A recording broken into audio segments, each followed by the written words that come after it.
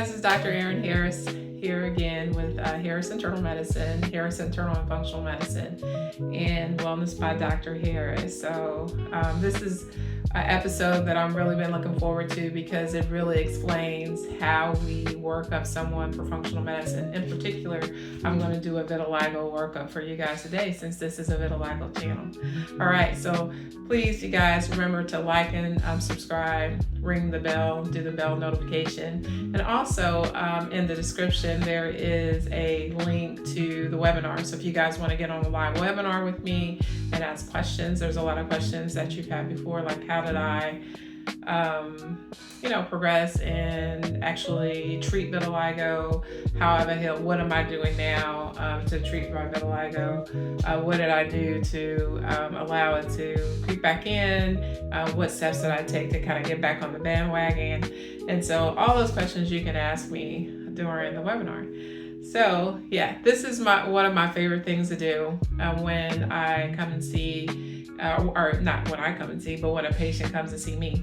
So when a patient comes to see me, a lot of times they will have a really extensive medical background, a lot of medical problems going on, and sometimes they won't, and it'll be very simplified, but we use the same method whenever we see someone in functional medicine, and it is to really compile all of their information from a lot of different sources. Say if they bring in labs or if they have previously seen a physician, we compile all those sources. Also, we do an extensive intake of that patient. My intake form is about 25 to 27 pages long, and it goes over a significant amount of history that is as a child, when their parents' history, anything that, an extension family history, anything that would run in the family, along with what they eat, what they how much they sleep,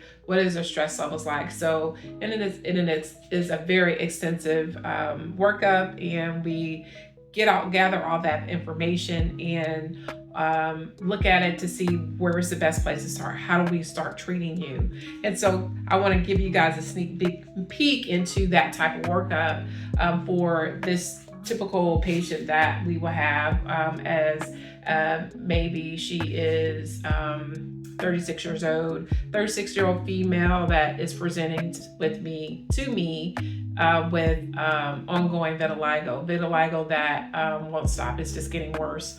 Kind of the sort of same workup that I presented with to myself at the time.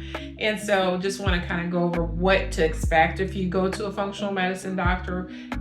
They should be compiling information, sitting with you for at least 90 minutes. I sit with my patients for about 2 hours. Sometimes if it's very extensive workup, or if it's a very complicated patient, it may be about 2.5. And so if they're only spending 30 minutes with you, I don't know, maybe they're very fast and quick, but most functional medicine providers, or most, I should say, physicians or providers or naturopathic physicians will spend at least 90 minutes during that first visit. So let's go ahead and start. This is what we typically, after we gather all that information, we typically put you on a timeline. And so that a timeline is going from before you were born until your present age. And so we have this female who is, and if you guys can see this, if not, you can kind of blow it up on the screen. So we start from birth for this person, and this person had at 6 months, she started on formula, and she was never really breastfed. Our birth, she was started on formula, and then was weaned off of formula after 6 months. And this is not this is not a patient. This is kind of like a typical combination of patients that I've seen. And so this is not for you guys. This is not a real patient, but this is like a typical timeline or a typical presentations that I usually see for my patients. And so she was started on food at 6 months, and she was never breastfed. Why is that really important? That's important because when a baby is breastfed, there's a lot of important things that is established in their gut, especially, or even if you have a cesarean birth versus a vaginal birth. Vaginal birth, they're getting all that good bacteria as they go through their mama's birth canal, and they will establish better gut health when they're when you have a vaginal birth and you have been giving, you were fed breast milk during the time that you were born. And also, it really is important to know how soon you were fed solid food, because solid food, if you were fed early, you tend to have more gut issues. And why does that play into vitiligo and autoimmune? Because that's really, really central. Your gut is very central to you developing autoimmunity. So this person was she's formula fed, and she actually started solid foods pretty early. And then at the age of 4, she had her tonsils removed. Why is that really important? Because you had an inflammation of a very significant area in your body that has a lot of immune activity going on, a lot of filtering going on. And so if there was an increased inflammation in that area or tonsils and you had to have them removed, that's a key indicator that at such an early age you had a significant amount of either gut inflammation or just inflammation in general.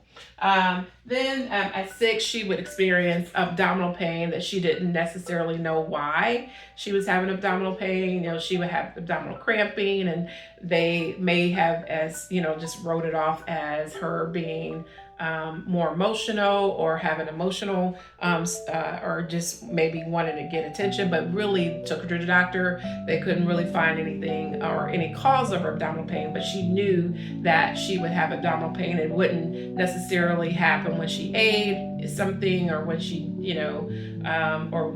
she ate certain foods or when she had certain meals. It was just kind of happened. Sometimes it was related to stress, sometimes not.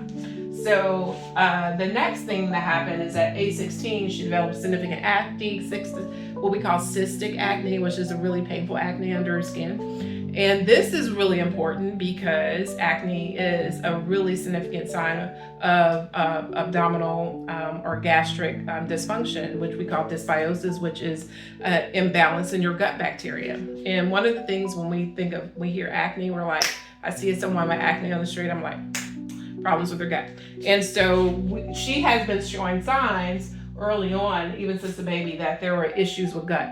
And, with autoimmunity, leaky gut is a big issue. Leaky gut is when the base tissue in your gut is basically leaking. And you guys can, if you want to kind of look that up, you can see, and I'm not going to spend a lot of time on leaky gut. I'll spend some time on leaky gut later. But leaky gut is one of the main issues that a lot of people with autoimmunity have. Crohn's disease, multiple sclerosis, vitiligo, psoriasis. A lot of times when you heal our gut, you tend to heal us, but sometimes, especially with vitiligo, it takes a little bit more. So now at age 20, she had this traumatic event that happened. She had a very stressful event, and then boom, vitiligo. She starts to develop vitiligo, where she's starting to lose skin color. At age 25, I don't write it down, she started to have some mold exposure at age 25, and that's another typical thing that we see is some type of toxic exposure that will set off vitiligo or make it worse. And then she had severe COVID at age 33, and now at age 36, she has very progressive vitiligo that is destroying most of her skin color. And so now you can kind of see how we get from birth to age 36 with more symptoms. And this is, like I said, a very typical presentation of a lot of my patients. And so mediators, what we call mediators, and perpetuators of disease, those are things that keep that disease going. A lot of times it's leaky gut, sometimes it's just that bread or gluten is not your friend, but you keep eating it, or you tend to still drink a lot of alcohol, even though that perpetuates leaky gut and makes leaky gut worse. And so the more you drink, the more symptoms and illness that you have. And the other thing is your triggers. We think about what is the one thing that you can notice that triggered, like when this is what happened when you had the presentation, or this is when your disease started. And you can kind of trace that back to say, oh, this is what happened. When I was this age, this happened, and then I noticed the trigger of my illness. As you guys remember with me, I was in college, and I had a very stressful event in college, and I noticed my first spot of vitiligo. Now that I have looked back at my timeline, and I'm actually going to do my own timeline on the webinar, so you guys will actually get to see my timeline on the webinar, which is pretty cool. But there's some other things that I saw in my timeline. I look back, I was like, wow, I didn't think about that. That actually happened too. So we actually start to put this in a matrix, and this is not the full matrix that we do, but we start to, when we go through that intake form and we start to look at all the symptoms that this person has, and we can put it in a matrix. And so we put in a matrix of GI symptoms, allergy or immune system symptoms with energy, what you call mitochondrial function, symptoms with ability to detox, your symptoms of your hormonal symptoms, and symptoms of musculoskeletal symptoms. And in the middle are like emotional, spiritual, and mental issues or things that they are dealing with. And so this person tended to have some diarrhea, gas, and bloating when they when they would eat certain foods. Also had some food sensitivity, definitely had acne, which will go into their immune system category. In their energy category, a lot of people don't realize like things like headaches and anxiety and a lot of neurological symptoms are in that energy symptoms. We call that like pain, brain, and drain. And so she has some insomnia, headaches, and anxiety.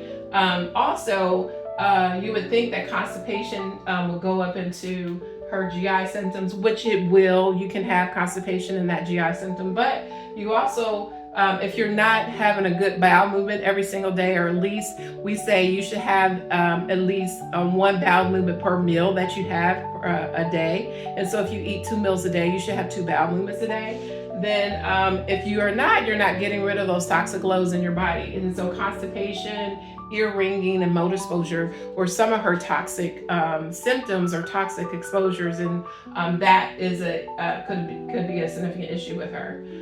Heavy cycles, her menstrual cycles were also really heavy and painful, and she had premenstrual syndrome. And then she had joint pain. Sometimes she just had this kind of constant joint pain that would just be there all the time. And so when I look at this actually, and this is not honestly a complicated patient, not the most complicated patient that I've seen, but you look at this and you start to see, oh wow, we can really now put everything together and look at everything succinctly and say, okay, this is where I want to start off. And so I would determine how I would want to work her up, what test I would want to do, what supplements I would want to start on, maybe some medications that I would want to start on at the time, but really say, how do I get to the root cause or root problem with this person by looking at this matrix. And this is how we put such a complicated patient together and look at it in a very organized way to say, okay, this is where we would start with you, and this is how I think we should start your workup. So you guys just remember this the next time. If you're looking for a functional medicine doctor, the best way to find a functional medicine doctor in your area is to look on the functional medicine website, which is IFM, which is the Institute of Functional Medicine .org. It's the IFM.org, and you can find a functional medicine doctor in your area, or you can log on to my webinar, and I can take you through the steps to start to kind of help that process of working up your symptoms, and you can start the process on your own. And if you can't, if you I've had some patients that, I started a lot on my own, but I've hit a wall, then that may be time to look for functional medicine. You can come to see me in Atlanta, Georgia, or really in the Atlanta, Georgia area. Or you can see someone online as a telehealth physician or provider, or you can see someone in your area. So until next time, you guys remember oh, you know what? I almost forgot. I wanted to ask. I know I didn't get any comments this time to answer any comments about vitiligo, if you had certain comments about vitiligo. But one of the things I wanted to let you guys know about, that vitiligo is definitely growing, and I'm seeing more of it, and it is definitely we can heal vitiligo. If anyone's told you that you can take the new vitiligo medication or there's nothing that you can do about it, I'm here to say, if you're on this channel for the first time, I'm here to tell you that is not true. I used to believe that as a physician, and it is not true. So until next time, guys, I'm so glad you guys joined me today. And I'm putting out monthly videos. I was really not putting out videos for a long time, but I'm staying on it, and I'm being consistent because I want you guys to be healthy, and I want you guys to have answers, and I'm really so passionate about what I do. I just want everybody else to know about it. Okay, so until next time, I'll see you then.